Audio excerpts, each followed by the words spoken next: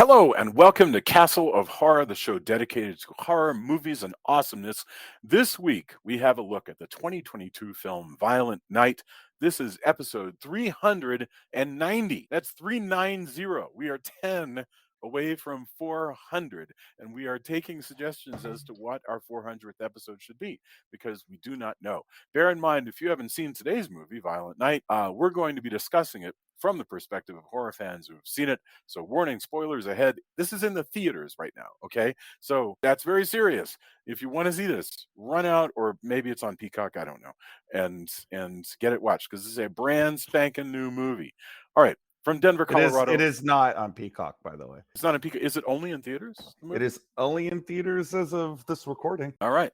Well, so fair warning, run away, watch the movie, come back. From Denver, Colorado, I'm your host, Jason Henderson, publisher at Castle Bridge Media, home of the Castle of Horror Anthology. We have a new edition coming out Tuesday, which is Young Adult. Castle of Horror Anthology, Young Adult. With me from Austin, Mr. Drew Edwards is the writer-creator of the long-running underground comic Halloween Man, which you can find at Global Comics. He is a Best Writer Ringo nominee, Austin Chronicle Best of Austin Award winner, and a member of the PEN America Fellowship. Say hello, Drew. AKA Mr. Scrooge. Indeed.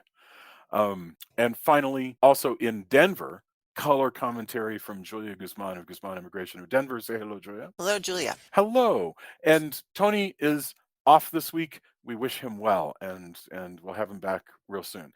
Okay. Violent Night. I can't believe there's not. I mean, I have to figure this out, but I can't believe there hasn't been a movie called Violent Night. Seems like a layup. Violent Night is a 2022 American Christmas action comedy film starring David Harbour as Santa Claus, who fights mercenaries who have taken a wealthy family hostage in their home. It is directed by Tommy Wirkola, written by Pat Casey and Josh Miller. It also stars John Leguizamo, Alex Hassell, Alexis Louder, Edi Patterson, Cam Gigandet, Leah Brady, and the one and only Beverly D'Angelo. Had its world premiere at New York Comic Con in October, and it has been released in theaters on December 2. So it's the opposite of The Glass Onion, which just came out in theaters, and they're pulling it after a week and a half to go straight to Netflix. This is like, no, we're here for the holiday season. So let's get our opening thoughts. We'll go Drew, Julia, and then I'll go. So, Drew, what are your opening thoughts about Violent Night? I had a lot of fun watching this movie. It's not strictly speaking a horror movie, although it is definitely very gory. It lives up to its name pretty well. I think its naughty nice ratio could have done with at least one more calibration, and I think it could have been a new Christmas classic, but it was pretty damn entertaining.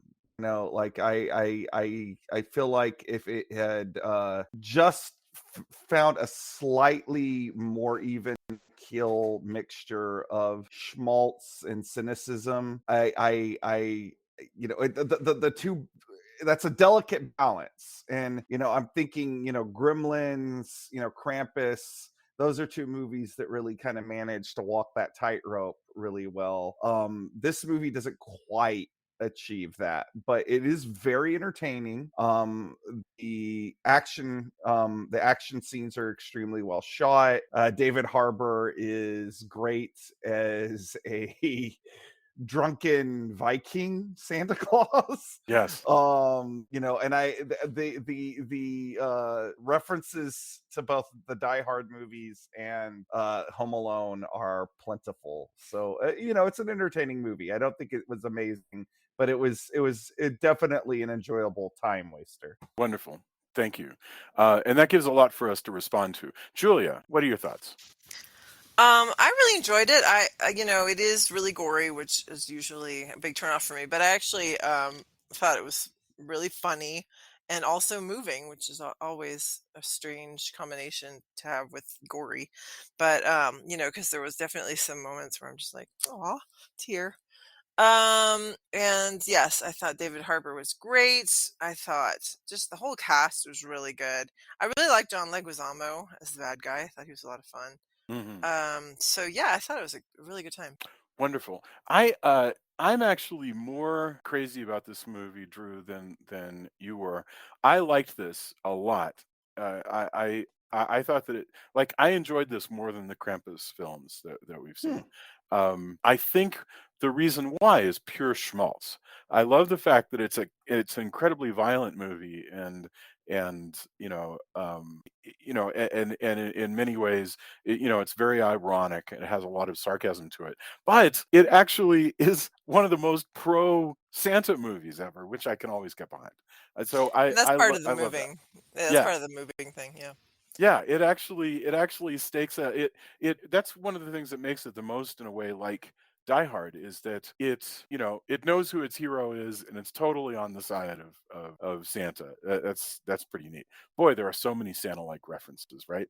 I mean, sorry, there are so many Die Hard-like references. Okay, so let's get started first off with the question of these are two topics sort of wound together. One is whether this is a horror movie, whether it belongs in a horror podcast. But I think prior to that, really, we should talk about the killer Santa trope, which is how it probably shoehorns its way into being appropriate for a horror podcast. Um, Drew, I mean, you probably know more of these than I do, but isn't there a long tradition of violent Santas? Yeah, I mean that a lot of it goes back to Tales from the Crypt and Mm. first the comic book and then the story, which has been filmed twice, once for one of the film versions of Tales from the Crypt, which we have reviewed on the show, Oh yeah. and the TV show later on, which is one called In All Through the Night, which has a psychotic killer dressed up So it did like a as, half-hour version of that story? yeah. Wow. Okay, cool. And of course there is stuff like Silent Night, Deadly Night, Christmas, Evil. You start to get, even in more recent stuff, there's Saint Nick, which we reviewed a couple of years ago. Mhm. They did, they have tried to kind of tie the whole Krampus thing into it as well. We also did Rare There's Imports, Rare which Exports is a killer Santa movie. In fact, I would say it's probably the best killer Santa it movie is a ever pretty good made. one. Yeah. Um,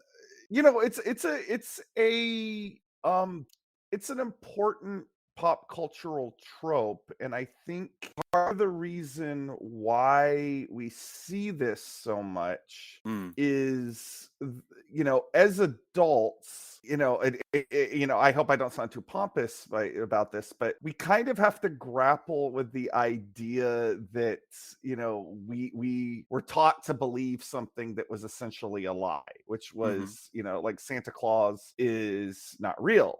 And then how do we do that? We make Santa Claus into something horrifying, we make it cynical, we make it Oh, thank you for violent. bringing this up. Yeah. Yeah, and but the last few years we've started to see this same sort of subversion as like a violent Santa Claus, but that now they've kind of migrated over into the action genre, because like last year there was another film along the same lines called Fat Man with Mel Mhm. Gibson, which was a similar thing where Santa Claus was a gun-toting badass. And then you have this movie where Santa Claus is smashing people's heads in with a sledgehammer, and Mhm. is poking people in the eye with a candy cane. And but he's very overtly, like you said, he's very overtly the good guy. Mhm. And I think the reason why maybe this is like a generational thing, but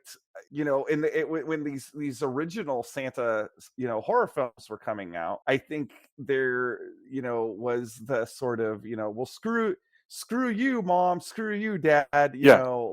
subversion thing. Now we've kind of decided, well, we like Santa Claus, we still want to have like a sardonic version because we're adults, We're and adults. we like to, for whatever reason, see childhood icons sort of grunged up a little bit. But we like Santa Claus enough to where we don't want him to be a bad guy. We want him to maybe be be a less than reputable good guy, but a good guy nonetheless. No, yeah, And I think of him as Saint Nick, and so I think yeah. of him as a saint. Therefore, he should be a good guy. So this Mhm. is a very interesting variation on that. I want to echo something that you said, Drew, and dig into it just a little bit, because I've always thought about this. As long as I think in a way, like you go to a novelty store, right, or any sort of edgy store around Christmas time, and there's all these like dirty Santa jokes, right? There's the Santa giving the finger. There's all kinds of like obscene Santa stuff. And it always struck me that those things were coming from a place of kind of anger, like you kind of have to be 12 to like want that, because you're still stinging from the world not being as magical a place as you thought it was. I think as you get older, you kind of realize everything sort of morphs and sublimates, and so you go, well, actually this is a cool tradition, and that sort of harshness isn't as interesting anymore. And one reason I found myself so charmed by this movie is, despite the fact that Santa is super duper violent and poking and stabbing people in the eye with stuff and whatever, and using his trusty hammer like a Viking, he's still magical, and he still does. They even manage to, in this movie, which doesn't really need to bother to do this, they even manage to figure out a Marvel No Prize explanation for how Santa can be both a lie and the truth. That's brilliant. I mean, Right. Well, and I just love that he doesn't know how the magic works. He's like, I don't Yeah. know. Christmas magic, I have no It's idea. Christmas magic. Christmas Yeah. It's just I magic is got a thing that somehow exists in this somehow I movie. got this bag that it just gives me, this TARDIS like figure on the inside bag that just produces gifts. It's like the TARDIS. Actually, it's a lot like the TARDIS, because that is the thing with the TARDIS, is that the doctor doesn't usually know how the TARDIS actually works. The Right. TARDIS just does things. If I may belabor a point, Hmm. and I will tie it back into this film, I assure you. Please. Maybe also the reason why we don't feel the need to subvert Santa Claus as much is that, America has gone full on the hog with Krampus as a tradition. Like we've very much adopted that Mm. as a country now. And maybe because there is a pre-built subversive Christmas icon, we don't necessarily have to make Santa Claus himself into something evil. And Mm. like, because that exists already. And one of the things that this movie does, and we saw it in the Krampus movie too, is it's also playing with the idea that Christmas is also a pre-Christian thing, because Mhm. like this Santa Claus, even though we never really learn how he becomes Santa Claus, they keep that a mystery. Because Yes. you gotta save something for the sequel, maybe. But also, thank Yes, God, that's because I don't, I I could don't live my life. I don't think I didn't need it. Yeah, Yeah. you're right. But I think also though, wisely, does take a second to nod to the pagan roots of Hmm. Christmas, which I'm always there for. Sure. I mean, they don't spend a whole lot of time on it, but again, the fact that he's a Viking with all these, runic tattoos all over his body and Yeah. everything, like, it's definitely baked into this movie, pretty thoroughly. So I did have a point where I was going with this, and now it's Well, gone. no, but I just Uh, I want to pick up something you said there while you're thinking about it, and that's, I love that this Santa Claus is tied in with Viking lore and pre-Christian stuff and all that, and yet at the same time, I also love that it is the modern Santa. In other words, it's the modern Santa with hints of stuff from before the Common Era. Well, I mean, even the way they reveal it, it's like he's got the traditional Santa Claus suit, Yes. and it's when he's cauterizing his wound is where he strips the sort Yeah. of yeah. It shows vestments, yeah, like the all the Coca-Cola tattoos. Santa, yeah, Yes. and that's when Well you said. see Yeah.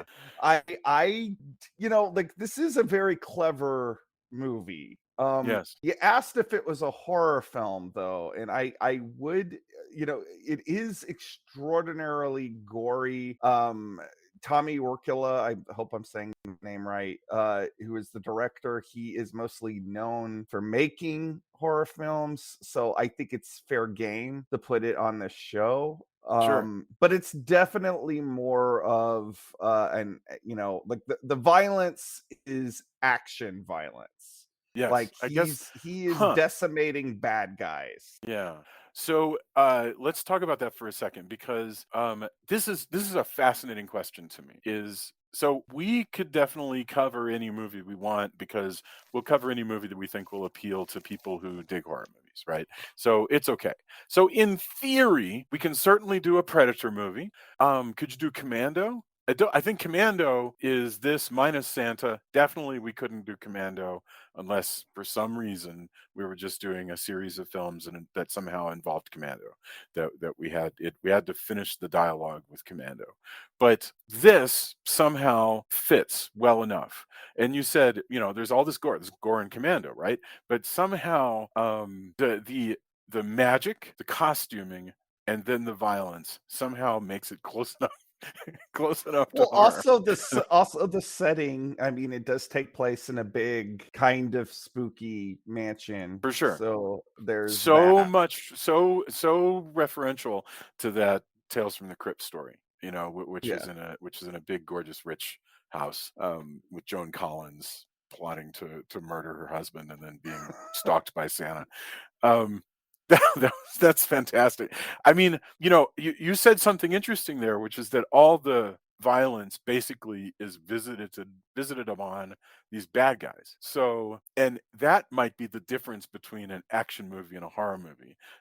I'm just making this up. Let's say this out Well, loud and then see if it works. Horror movie, the violence and threat is visited upon the good guys. Action movie, it's visited upon the bad guys. Is that I a think rule? you Okay. can have you first. Well, no, that's what I was wondering, because I was going to ask you, what's the difference? Because to me, this just looked like a slasher film, except the good guy is the slasher.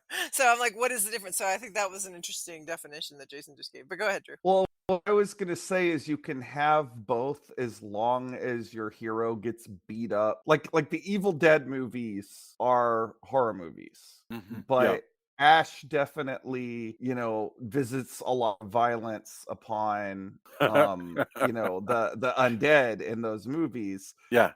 But he also kind of gets the crap beat out of him as well, which I suppose is true here at first. Like Santa Claus in this movie, in the tradition of Bruce Willis and Die Hard, is initially painted as kind of an underdog, Yeah. despite the fact that he is somewhat magical. But by the end of the movie, he's basically a Yuletide Terminator, just easily dispatching Yes. whole, kill squads of people. With hammers and other he's like Michael Myers in Halloween Kills, where he's able to just take on 30 people at once and take them all out.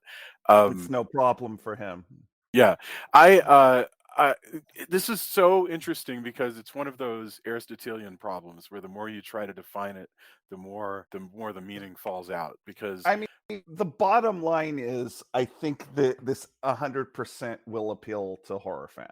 Like, I don't like, if you are a gore hound, or if you're just looking for something that's a little salty with your sweet yeah. for the Christmas season, like it fits both of those things. And I guarantee you, it's because every season we get barraged by, Christmas horror films and, subversive Christmas films. I will guarantee you that this is the best one to come out this year. I mean, it may well be. It could well be. There's a few that I still need to see, but I gotta say, the warmth in my heart when this killer Santa also salutes just the magic of Santa just makes it perfect. I just feel like they didn't leave anything out.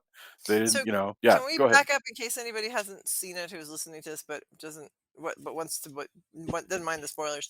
Can we just kind of outline the plot a little bit so that people know? Okay, sure. Yes. So a family is gathering. This is the family of the very wealthy Beverly The D'Angelo. Lightstone family. Yeah, the Lightstone family. Um, led by matriarch Gertrude Lightstone, played by Beverly D'Angelo, is gathering for Christmas Eve. She makes all of the children sort of fight for her love and eventually for It's just it's just two children and then their families. right, in their respective families. And our our main character, well, the adult is Jason, played by Alex Hassell. He has brought his daughter. I'm sorry. What is the And I daughter's think name? of the little Trudy. daughter's name is Trudy. She's Gertrude also.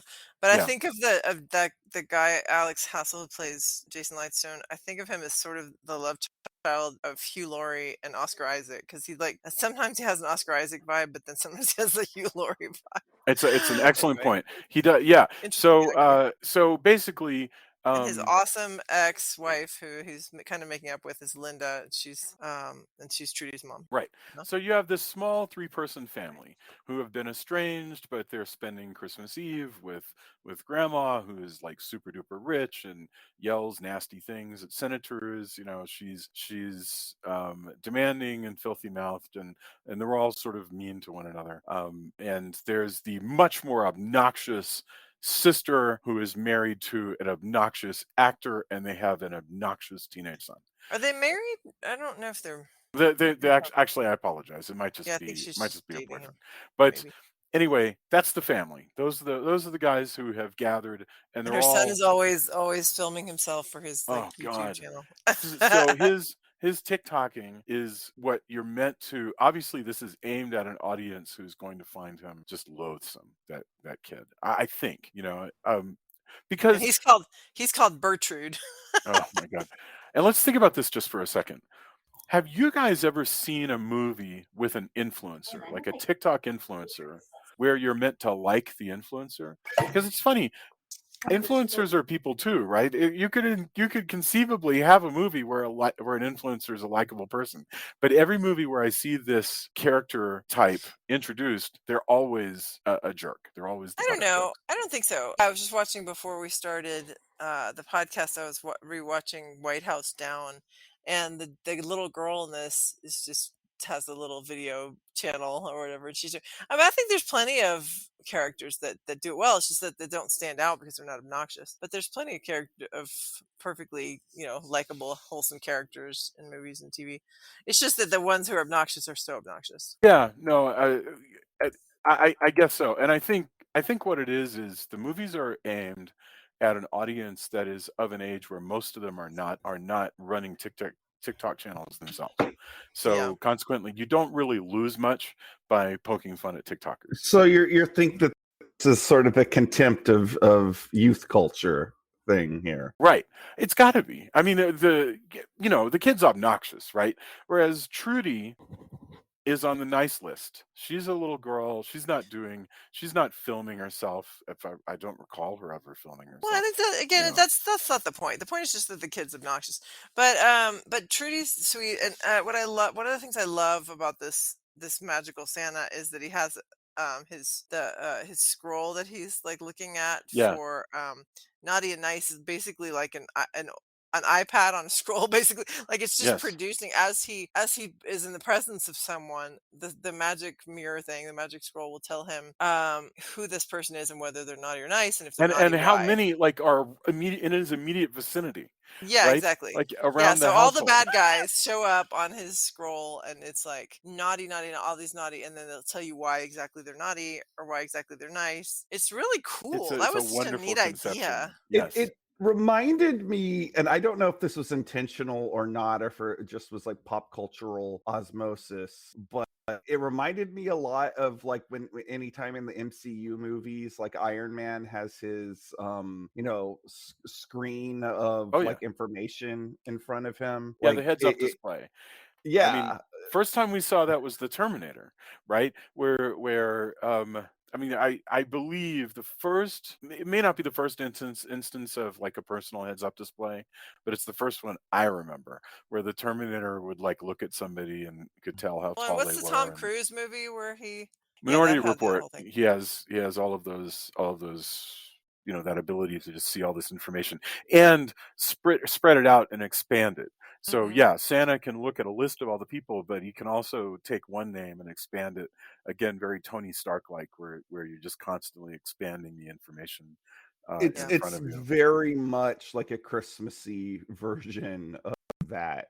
Yes, And again, I have a hard not time not thinking that that was deliberate, but if it wasn't, the good thing about it is even if it wasn't, it still looks cool. So, absolutely. you know, I like think it's just. I think you said it right. I think it's osmosis. I think that idea has spread from Terminator to Minority Report to Iron Man to now. This is just how we imagine information is going to be spread to people once we can figure out how to actually put it in their eyes. I mean, and that's the only part that we're missing. So yeah, it's awesome to give Santa Iron Man powers, basically. well, he is a bit of a superhero in this because like he has magical powers and you know he often uses it to get the upper hand of people. Like I really liked it, the particular scene where he's fighting the guy and every time the guy punches at him he holds the sack open and of course you know his arms go all the way into the sack and get Yeah, stuck in a present. You right. know it's Right. That is. Oh, but Julia had asked us to tell us what happens in this movie. So this family has gathered, and they're gonna like all sort of worship at the feet of their rich grandma, and then it turns out that just like in Die Hard, where everybody's gathered for a Christmas party, terrorists have come because they want to get at the money in a vault, or it Yeah, appears this that way really anyway. is Die Hard. Yeah, Die Hard meets Home Alone meets Krampus or some other Santa Right. Claus thing. I mean, so much Yeah. so that it's right. I mean, I'm surprised that characters didn't actually mention Die Hard because it's so Die Hardy that didn't it. they though? I can't remember. I I know can't they remember. mentioned Home Alone at one They sure point did. because Yeah. the little Yeah. girl has just watched Home Alone. I So she's coming up like with booby traps. Yeah. I Yeah. mean there is, you know, references to Die Hard 2 even, like the way the some of the mercenaries are dressed and are on snowmobiles. Like Oh yeah. Yeah. it's kind of amazing the level of detail in this. Oh, yeah. So yeah, the terrorists come. Santa, we've been following just like Bruce Willis at the beginning of Die Hard. We've been following Santa going through his own storyline as he, is not feeling the Considers Christmas, retirement. considers retirement, whatever. And but he's delivering gifts to Trudy at this house.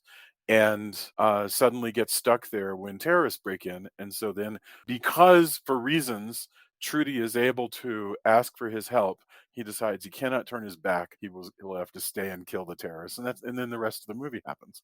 So that's it. It's Die Hard with Santa. I that's wonderful.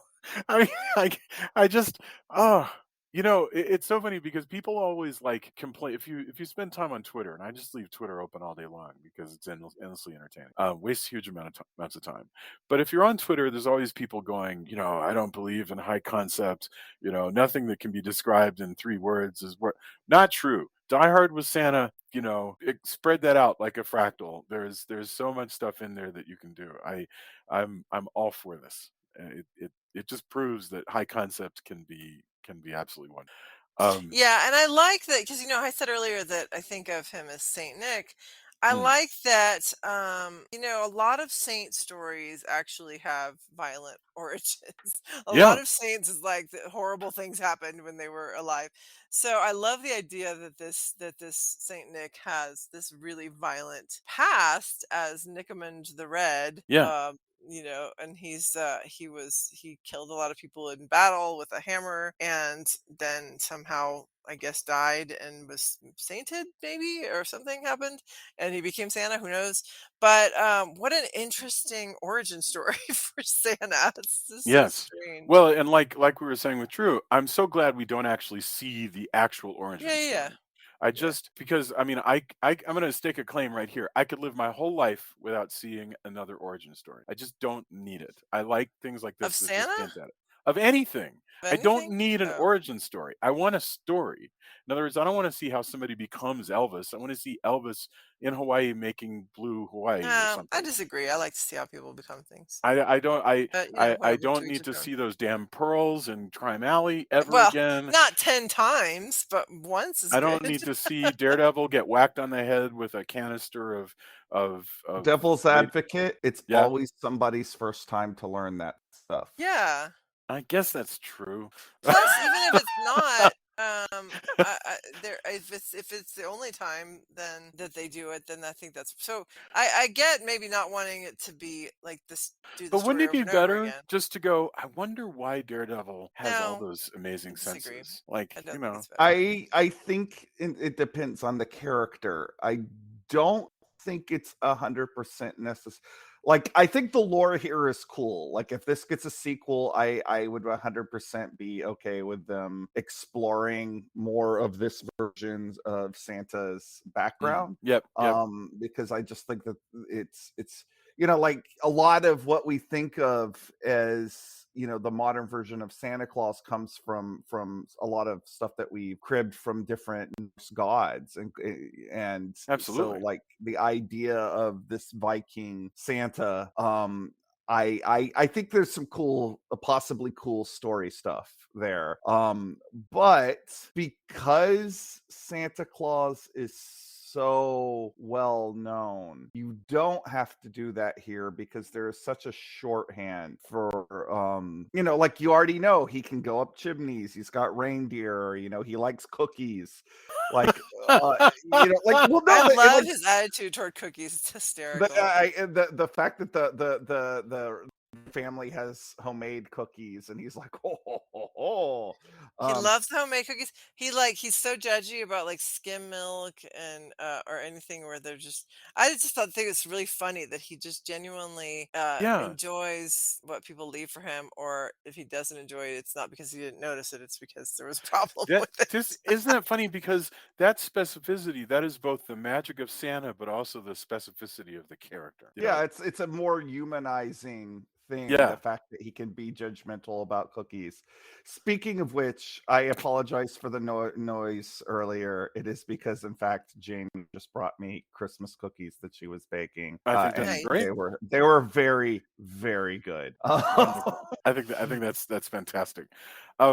Instantly, I was just looking it up, and the reindeer sleigh first appears in an 1821 poem about Santa Claus called "Old Santa Claus with Much Delight," which describes his sleigh pulled by reindeer and bringing rewards to children.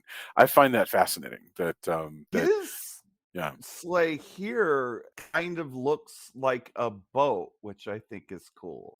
I mean, I that hadn't occurred to me. I just love that it's a completely traditional. Well, and that makes sense reindeer with his sleigh. whole Viking origin. It Is that he has does. kind of a Viking-looking sleigh. Yeah, it's so funny. I'll have to go back. I did not even notice that. I think my eyes were watching the reindeers, and I didn't even notice his sleigh, and I should have. I mean, The reindeer's hilarious. His relationship with the reindeer, the fact that he seems to kind of understand them, and he's mad at them. It's They're intelligent. They're very funny. magical. Super magical. Yeah, they take off. Jason. I What's that? think I think Santa Claus, along with perhaps Superman, we Yeah. don't necessarily need origin stories because you know everything already. But Daredevil, maybe, despite the fact that he's had both a movie and a TV show, I think it's probably still necessary for a refresher course on someone like Daredevil. I guess you're right. I mean, and when you think about it, like Michael Myers has an origin story, but here's something I love about Michael Myers' origin story, and I'm talking about the Carpenter. Michael Myers is you have his origin story. Carpenter? Yeah, like John Carpenter. Oh, John Carpenter. I thought you were Yeah. saying like Jesus, the one who works Yes. with wood. Appropriately enough. Jesus Christ, the night he came home. Yes. Oh, no. No, John Carpenter's, Halloween, Michael Myers gets an origin story and it tells us nothing. I mean, he kills people and then he sits around for 8 years and then he comes out and he kills people. Like to me, that's kind of cool that none of it ties together. Like I guess what I'm saying is that I'm reaching a point, and this is probably just a warpage in my life or in my perception, where I want things explained less and not more. You know, I want less explanation. I would frankly prefer less detail. You know, I just want that stuff stripped out. I don't need you to tell me why this person has this kind of hat or that kind of jacket or where he got it or why he said the thing he said so that later he says that line again when he's in his 30s. I don't care. I don't need the explanations. That's me personally. Um Anyway, I like them. I think it's great. But so in this one, I really like that he comes from this Viking origin. I like the relationships with the reindeer, all of that stuff. I was saying that so the reindeer take off at one point, and he thinks that they're just abandoning him, which they kind of are. But yeah, then they return, and they have brought him a replacement bag before his bag has been destroyed. So it's like they can see into the future that his bag is going to be destroyed because he's like, they're going to throw it in the fire. But yeah, there's so much great stuff about Santa and whether, he's real and people who don't believe and why they don't believe and what's going on.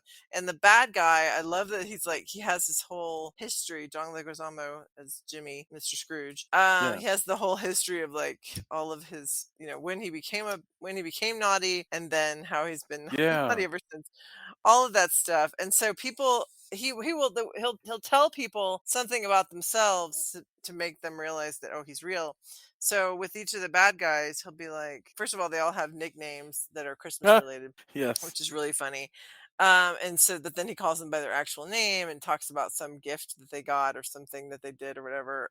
And it's just, I don't know, all of that stuff is neat. I love all of the stuff, even the violent things, the super gory things. As much as I don't love gore, I thought that the things were really creative, like how they used, like there was a point when he beheads somebody and the head just stays like attached to the wall and then the body drops or whatever. Super bizarre effect. He uses like yes, a that was candy great. cane as a weapon. He uses A wood, Christmas well, wood star, chip. a tree Yeah, star. Christmas star. Yeah, yeah, yeah. Wood chipper's not that creative, but it was really gory. He uses an ice skate. I'm just looking at my list of things that I wrote down that he used. And then the little girl, when she does her booby traps, she has some really great, some really great things as well. I don't know. Talking I on the just thought ice that all skates, of that was really good. I thought it was neat. There's a point where he uses two ice skates like on his hands Yeah. as just these sort of bladed Just, weapons, I which think is that's when he just cuts. Is that when he cuts the guy's head? No, that was something else in the I movie. But think yes, I think he jams one of them through a guy's neck and into like a post, and so it yeah. leaves the guy. Yeah. He also kills somebody by taking them up the chimney with him. Yeah, well, that's how he kills John Leguizamo. That's the Yeah. Oh final my bad guy. goodness. Yeah. Yes, that was so. Oh yeah, his magic going up the chimney was great. Where he does like a bewitched style twinkle of his nose thing, and then just goes. And sometimes it doesn't work for him for some reason, And but he just and becomes like vapor and just to goes the up through screenplay's the. credit, they've shown us a couple times how that trick works, so we know what it means. It's that that's an example where you at least telegraph something a couple times so that people kind of learn how it works, and then so that when you repeat it later, they're not left going, "Wait, where did he get that power?" You know, we've seen him use that power at least a couple times. Right. Well, Let's talk about go ahead. he tries to. Yeah, Right. it Like doesn't he's work every trying time. to, because he's trying to, he does it. Like one of the things is they have given this version of Santa Claus an arc. Like Mm. initially, he doesn't want to be involved. He's just trying Yeah. to escape, Yeah. and he just wants to get back to delivering presents. And then when he sees this charming little girl being terrorized, that's Well, and when he especially when she decides. calls him for help, Oh, that's Yeah. right. Yeah. And she has her I magic walkie-talkie thing. yeah, and I think that is one of the smartest things that this movie did is, they don't immediately, they don't just hang it on the fact that, they've turned Santa Claus into this, badass, killer, because that's a one joke movie and I've seen that Right. movie a bunch of Absolutely. times. Yeah. It's like they actually give him a bit of a story arc where it's like he's rediscovering what he's about. So Yeah. like the screenplay has some good stuff in it. Like your praise is rightfully warranted. Um, I want to Yeah, talk for a moment about David Harbour because, like, I didn't see his new Hellboy. Did anybody else see Hellboy? I saw it. Okay, so I would expect that whatever problems one might have with that movie, I would expect that David Harbour probably acquitted himself pretty well. I've never seen him give a poor performance as anything. But the fact that they didn't come out for Hellboy, but hopefully they will come out for this, means that people still want to see him in the right thing. But Well, I and really obviously like this guy. Stranger Things, everybody loves him in that. Right. Yeah, there's actually a reference to Stranger Things at one point Oh, when, really? yeah, when John Leguizamo says something about, is it he says that if, whether the protagonist could be a small town cop with 5 kids, which is what he is. He's like I did when he's not the, get that at all. yeah, I didn't That's either. I was really just looking at the interesting. IMDb and I was like, oh, that's cute. Huh. The other thing I noticed in IMDb is that the obnoxious actor character that's the boyfriend of the sister, the boyfriend of the daughter of the matriarch, apparently is kind of a little bit based on Mark Wahlberg because he says at one point that he could have stopped the hijackers in 9/11 had he been on the plane, and that's apparently something that Mark Wahlberg said Oh at one God. Oh point. God. I can't believe the things that sometimes people will allow to come out of their mouths. Yeah, I just I he did apologize to his credit. well, good for him. So. Because who Anyway, knows? I mean, it's such an idiotic, like, 11-year-old kind of thing to say, because yeah. you're talking about an alternate reality that didn't happen, and it's a comfort to no one other than apparently Mark Wahlberg is Well, the and in this case, in the movie, I mean, the girl does seem impressed. The sister.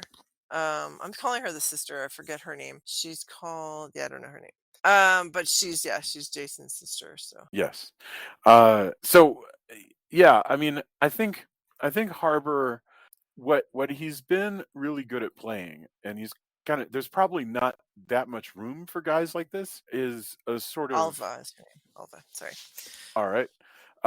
David Harbour's character as a star right now is a kind of a big, beefy alpha male dude. I mean, it's a very old-fashioned kind of role. It's a John Wayne kind of role. There aren't that many. I mean, it's kind of an antiquated role that he takes in our films right now, and I don't know how many David Harbours we can actually have. Do you know what I mean? Or do you think I'm off I base? get where you're coming from. I think he's a better actor than John Wayne. Sure. Not that that's saying too terribly much. I'm gonna get John Wayne fans coming after me on Twitter now. It doesn't matter Um, because John Wayne is an icon, so you didn't have to yeah, he be doesn't. anything but John Wayne, you know? Yeah, but David Harbour to me, like, yes, he's very like classically masculine in some ways, but he's not.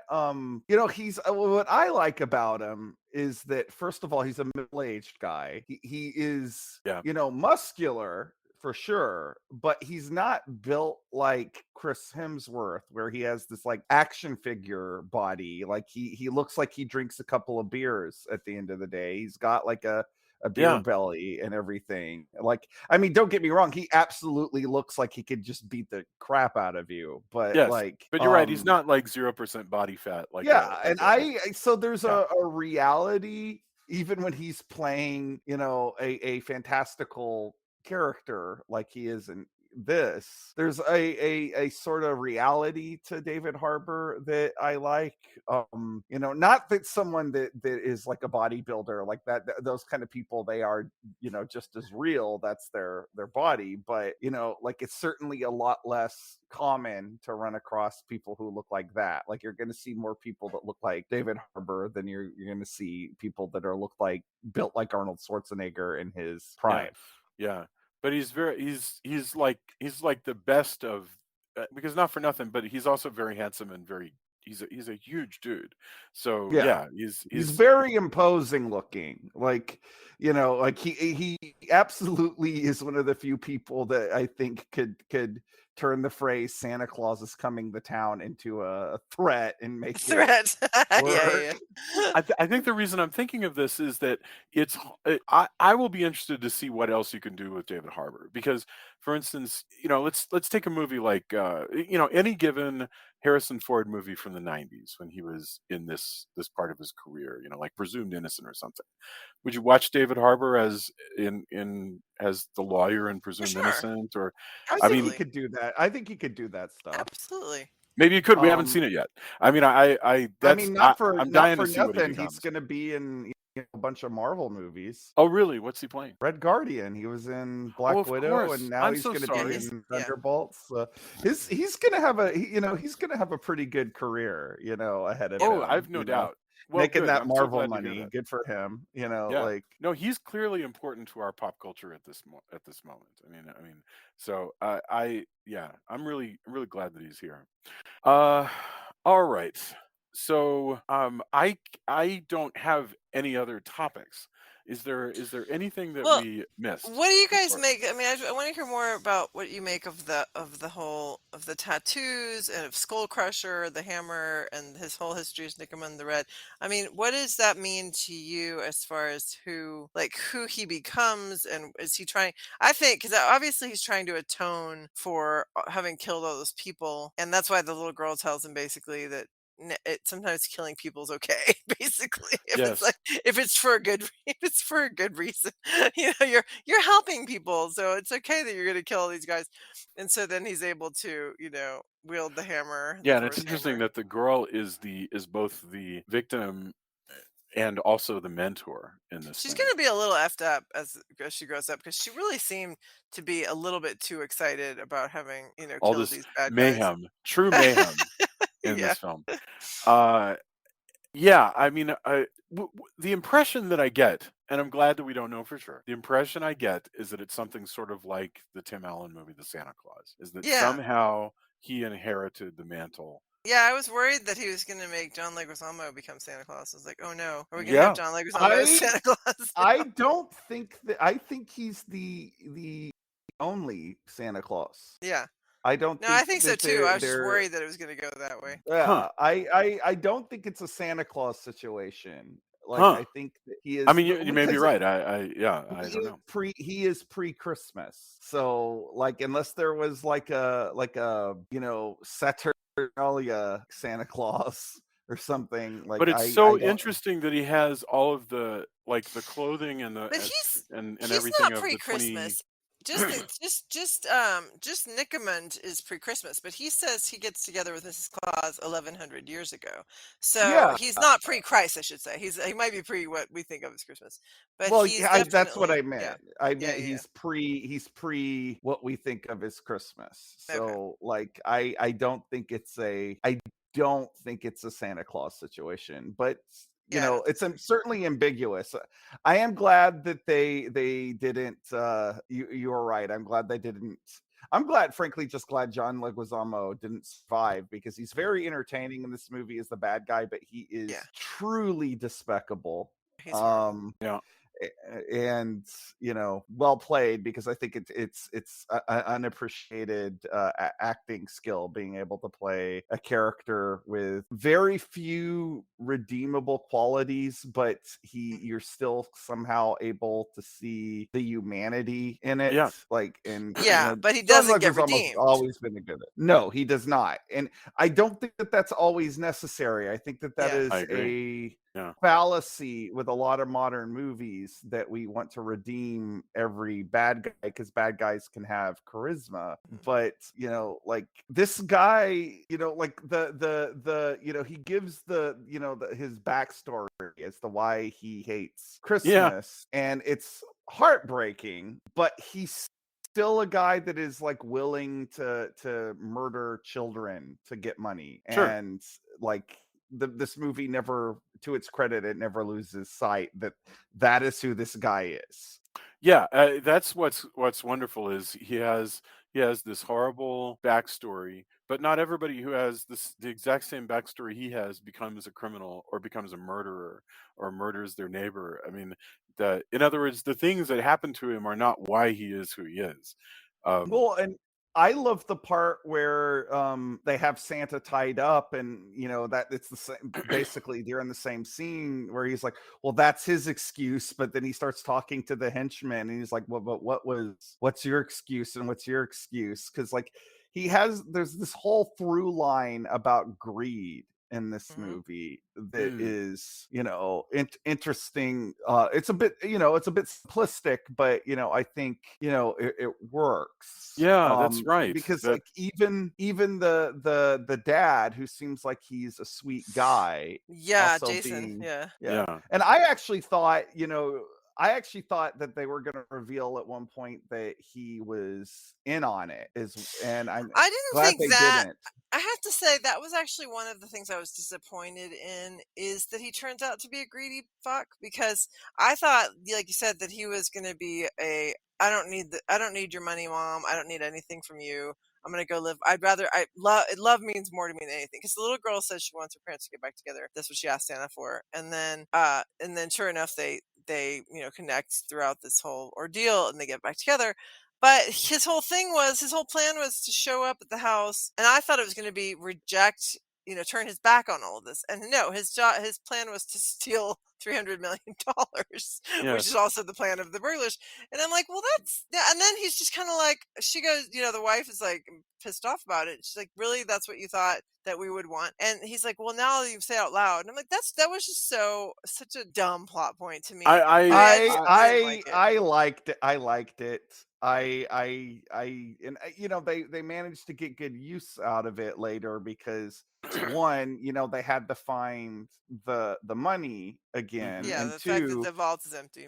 yeah, but two, also you have the fact that he has to burn some of the money Yeah. to save God, the Santa, sister was and suffering so much. Yes. yeah, That was it's really it's funny. That was really funny. Well, and they tie it off by having him reconcile with his horrible mom when she goes, "I understand why you tried to steal $300 million from me," and Yeah, so she's like, you're actually a better Lightstone than I thought you were, which is a basically. clue to us from the screenplay that they're like, "Don't worry about that plot anymore. Just pretend that we're past it," and so we're past it. Also, it gives Beverly D'Angelo a wonderfully wicked line to say, because Yeah, she's she's happy he's a she's thief. great. Yeah, like She she didn't mess him up plays after all. mean. Yeah, Yeah, she's she fantastic. plays mean really, really well. The only last thing about Santa, because I really like this character of Santa. I think he's great. I love that he's flawed. Like, he starts out being drunk at the bar, pukes all over this poor woman as his sleigh Oh my takes off. god, that was so gross. I But I love that Yeah. he when he does blow one of the bad guys up, he starts to walk toward the camera, and then he goes, I gotta watch. And he turns around Yes. to watch the explosion. That just made me so happy, because I'm so sick of people not watching explosions in movies. I'm always like, really? You're not gonna watch that? Come on. It's such So a I it's thought it such a was really funny. cliche, in fact, that it's not that enjoyable anymore, because Yeah. you're kind of waiting for it to be subverted. It's such a cliche that like 10 years ago, there was an SNL Lonely Island sketch called "Cool Guys Don't Look at Explosions." I mean, Right. that's so we're like way in the postmodern era. Just wait. So I'm so thankful that that was there. I thought Yeah. that was really great. Yes. Yeah. All it takes really is one person to start pointing something out for hmm a cliche to be challenged too. So I think maybe we'll finally get away from the The sort of slow Con mo Air slow-mo explosion yeah, I behind. doubt it, Yeah, yeah, because it yeah, looks good. the Like Michael a Bay. yeah, I don't know. We'll see. man. All right. Well, let's get our final thoughts on this film, Violent Night. I've really enjoyed talking about this movie with you guys. I'm sorry that we're missing Tony, but he is making beautiful music, and we respect that. Drew, what's your final thought? This was a fun movie. I think it's a good time. I think anybody looking for something a little more on the subversive side for like Halloween, Christmas. Look no further. There's a lot of options out there, as there are every year. I think this is probably going to be your best bet. Excellent. Julia, what about you? Yeah, no, it's super fun. I think that the casting of David Harbour and John Leguizamo and Beverly D'Angelo too, but especially those two, is what makes the movie really great. But without them, it's still really good. Like, it's solid. And I think that I'm trying to think what else. The relationships, the deepest relationships, interestingly, are the one between Santa and the little girl, and really that's it. Because they develop a little bit. They develop Jason's relationship with his ex and his daughter, but that less, I almost less so than I think the relationship. So it's really just the Santa and Trudy relationship that's the best developed. So for that, as far, if you're looking for a film where it's just like really going to be, like meaningful relationships, maybe not so much. But I do love. I think it's really heartwarming that everybody comes to believe in Santa. But their belief is actually what brings him back to life. I don't think we talked about that. That he dies, and Mm. then Trudy convinces her parents that he's really Santa, basically. And then everybody else says, "Yeah, I believe in him too," and that's what brings him back. So it's the belief in Santa that keeps him alive, which I think is really beautiful. So that was all of that stuff is what I found really moving, despite all the blood and gore and everything. So yeah, really really good time. I think it's a neat addition to the Christmas movie, Yeah. repertoire, whatever. What's the word I'm looking for? Uh, The archive, I guess. Canon, maybe. Yeah, yeah, canon. sure. Yes, in circulation. But Hmm. yes, that's wonderful. Thank you. I agree. I had a really good time with this. This was a good movie to see in the theaters. So I encourage you guys, if you're feeling healthy, to go out there and watch it in the theater, because it felt like a throwback. Except for that it's the comparing it with a 1980s movie. Just all around, this is probably technically superior, but it felt like the kind of movie that we used to see in the theaters all the time, and that makes me happy. So, all right, let's get our endorsements. Drew, you and I have not actually talked much over the past week, so I have no idea what you've been up to or watching or anything like that. So, what do you got? What do you want to endorse? I have actually been really busy, so I haven't got up to much of anything, unfortunately. I, the movies I've watched have all been movies that, they're all, Thanksgiving and the holidays in general usually makes me feel kind of nostalgic. So I was watching stuff that came out in the 90s, a lot the last few days. So I don't really have anything overtly to endorse. So what I will say is, hey, you should go over the Global Comics and read Halloween Man. That's something that you can do for me. So that's your homework. That's all I Fantastic. got. Yeah. Love it. Julia, what about you? Gosh, I hadn't thought about what I wanted to endorse. I'm trying to remember what we just started. What did we just watch? I feel like we binge watched something, but maybe it was last week. Yeah, I'm having a hard time coming up with anything because we did travel and then we've been all involved with the holiday stuff. So, No, that's fine. what do you remember anything that we've that we've watched together? Um, No, the only thing really that I discovered in the past week that I thought was a revelation was well, this is my endorsement, which is somebody digitized a 2-hour in-store shopping music tape from Kmart in 1974. So if you want to know what it would sound like to be shopping in a Kmart at Christmas time in 1974, that's a thing that exists. You can look that up on YouTube and listen to it. It is unbelievable because it's so full of like just true Christmas schmaltz of the late mid-century style. And it is like a time so machine, funny. and it's like a time machine that not everybody is actually going to enjoy, which to me is my favorite kind of time machine because it's Most extremely authentic. specific. Most Yeah, authentic kind. Oh, did yeah. we talk about last week or last time about the Guardians of the Galaxy holiday special, or had that not come out yet? I don't If it think that hadn't we come did. out yet, Yeah. then that's my endorsement because it was super fun and just really neat. I liked it a lot. I liked basically the story is that the Guardians a couple of the Guardians kidnap Kevin Bacon to bring him as a gift for Star Lord. So it's very funny. It's very clever. It's sweet. It's a lot of fun. So if you haven't seen that, go for it. That's a good tip. That's very good. All right. Thank you very, very much. I appreciate everybody listening to this episode on Violent Night. We'll be back for the next 2 weeks with a couple of other genuine Christmas horrors. And we'll be announcing those soon. Come to the Facebook page. Tell us if you feel like we missed any big themes that are worth discussing. And we can't wait to ride out the rest of the holiday season with you. Everybody, have a wonderful week. Bye. Night. Night.